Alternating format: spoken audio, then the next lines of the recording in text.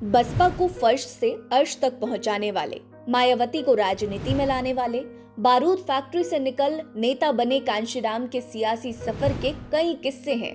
कांशीराम एक ऐसी छवि के मालिक जो हमेशा शांत मिजाज के कहलाए, लेकिन जब गुस्सा आए तो ऐसा कि कोई एक लफ्ज न बोल पाए। ऐसे ही एक बार कांशीराम ने एक जर्नलिस्ट को थप्पड़ जड़ दिया था और फिर ऐसा बवाल मचा कि पूरे देश के पत्रकारों ने हल्ला बोल डाला।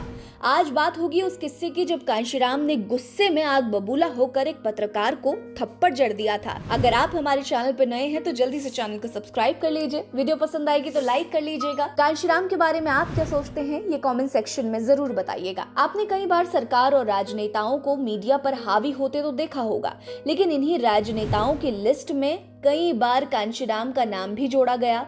बार बार कांशीराम पर यह इल्जाम लगाया गया कि उन्होंने एबीपी न्यूज के पत्रकार आशुतोष को उनके सवाल करने पर करारा थप्पड़ जड़ दिया था। उस समय मीडिया ने इस बात को बहुत अलग अलग एंगल दिए, बहुत सारे पत्रकार इकट्ठा हुए, लाठीचार्ज भी हुआ। इस किस्से को हमने अलग अलग लोगों से अलग अलग तरीके से सुना है। वो कहते हैं ना कि जितने मुंह उतनी बातें, यहाँ भी यही हुआ। लेकिन आज ये किस्सा हम उसी पत्रकार की जुबान से आपको सुनाएंगे जिन्हें कांशीराम ने थप्पड़ जड़ा था। किसी ने जानने की कोशिश नहीं की कि पत्रकार आशुतोष इस बात पर क्या सोचते हैं, क्या है सच्चाई। आइए पत्रकार आशुतोष की तरफ की कहानी आपको सुनाते हैं। एबीपी न्यूज के पूर्व पत्रकार आशुतोष से जब एक इंटरव्यू में इस बारे में पूछा गया तो आशुतोष ने कहा, ये बात उस समय की है जब उत्तर प्रदेश में चुनाव हुए थे और किसी को बहुमत नहीं मिला था। उसी समय 5-6 महीने तक राष्ट्रपति शासन लागू रहा था।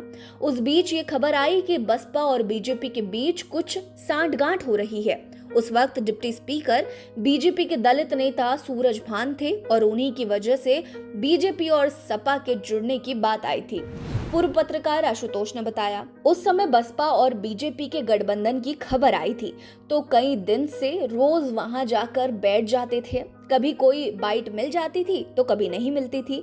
उस दिन संयोग की बात है कि वहां सूरज भान मिल गए और हमने उनके आगे कैमरा किया और सवाल पूछने लगे।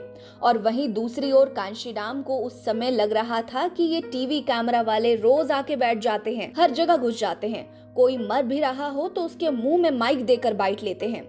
मीडिया को लेकर उन दिनों यही सोच थी। थोड़ी देर में कांशीराम जी बाहर निकले और अपनी कार में बैठने लगे तो मैंने अपना माइक आगे किया और पूछा कि सर क्या बातचीत हुई। उन्होंने कहा, इसने मेरा जीना हराम कर दिया है और मुझे थप्पड़ जड़ दिया। बस फिर क्या था, कांशीराम ने जैसे ही मुझे थप्पड़ जड़ा वहां मौजूद बसपा के सारे लोग मिलकर मेरे ऊपर झपट पड़े। पूर्व पत्रकार आशुतोष ने कहा कि बस बात इतनी थी कि हमें बीजेपी और बसपा के गठबंधन की खबर मिली।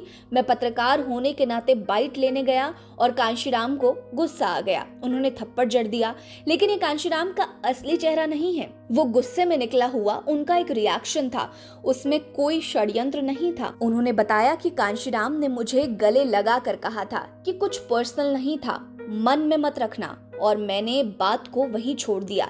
जिसके बाद आगे हम एक दूसरे के साथ काफी अच्छे से रहे। उसके बाद बसपा के किसी भी नेता ने आज तक मेरे साथ कोई बदतमीजी नहीं की है।